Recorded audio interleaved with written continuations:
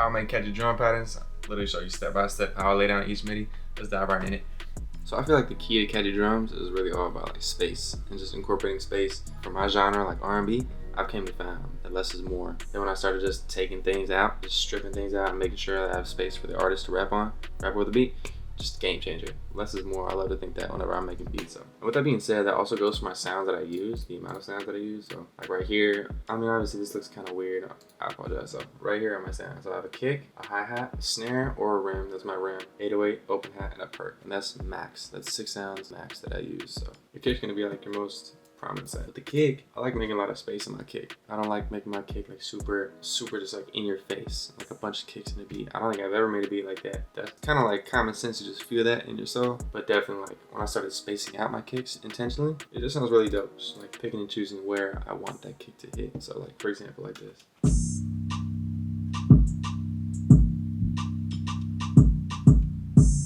It's cool, man. So it's like these little pockets right here. It just creates like this pocket right here. It just creates like, it's almost like tension. It just waits for like next kick to hit. Play along with the melody. It can be like predictable, but then some parts of they're predicting a kick and you don't hit, it just makes the next kick hit harder. If you know what I mean. So yeah, love adding space in my kicks. It's super effective. So yeah, that's what I like to do with my kicks. I always like to add space like throughout the whole pattern in my kick. And then the hi-hat. Hi-hat's a really cool, same thing. You can just, a little tip that you can do with the hi-hats is you can just like follow the kick pattern. So like right here, let's check this pattern out.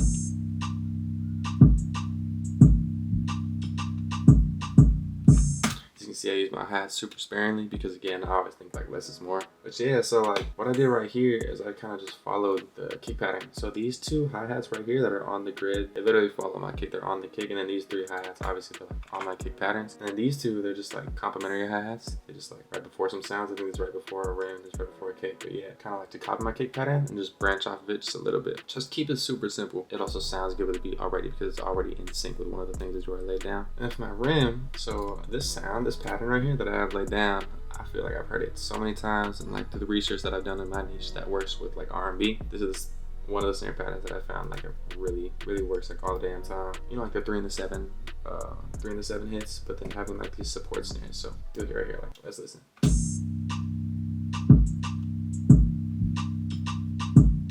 Yeah, like those, like I have 1 support snare right here, and then I have like 2 others right here, and that's kind of like the key, just to add some variation. You don't have to. I've heard songs that like support snare going, hitting twice in the same spot, all throughout the song, like right here. Obviously, no rules of music. You know, I always like adding these support snares. It just like adds something else to like bop your head to. It's very important like to not overdo it, that's why I rarely put like these little double support snares right here throughout the whole song. I have before, but yeah, just to keep in mind that the less is more thing, keep that in mind. But yeah, right here I just have this simple open hat pattern laid down. I do change these midis every single time I open my DAW, but just for an example, like this is obviously just gonna play for like the first bit of each of these 4 bars. So let's go like this. I'm sorry, every 2 bars. So as you can see, it's super simple. You can get complex to open hi-hats. I used to always get complex in my open hi-hats. And sometimes, or from time to time, I'll throw in like a little, like, you know how we do. But yeah, again, like keeping it simple, less is more. Keeping it like predictable in a sense. And honestly, 4 hi-hats is like a lot for me. I really don't like using 4 unless it's like simply placed like this. Play around with that how you want. But yeah, I just think like, especially with open hats and perks, way less is like way more. And then yeah, my perk, man, for real, I really don't like using more than like 2 or 3 perk notes in my pattern, if that makes sense. I'm sorry, 2 or 3 note, you get the point. Like yeah, perk hits in my pattern, you know, just because I really feel like even if you choose like a perk that sounds good in like one part of the song, like a verse or a chorus, pick like a perk that sounds really good in the chorus, and then you go ahead and play it in your verse, and let's say like you put a lot because it sounded like really good in your chorus. In the verse, if you put a lot of it and it doesn't sound good with like the melody that you put in the verse, it's just gonna sound like super crowded and it's not gonna sound good. So I think like way less is way more with like the open hats and the perks. So this is a little like a, I don't know, like a ray gun type thing. Very cool.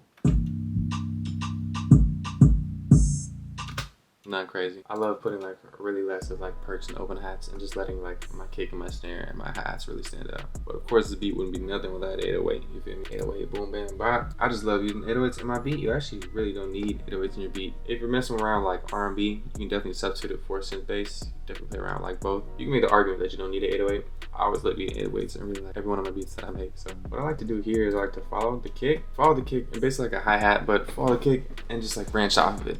You know, I don't like to like super copy the kick. This 808 pattern, it's like some hits follow where some kicks land, but then obviously like I just like branch out for some notes just to add like variation to the listener's ear. So it's like not that predictable, but some hits still follow the kick hits, and so like it sounds good together. You know what I'm saying? So like here.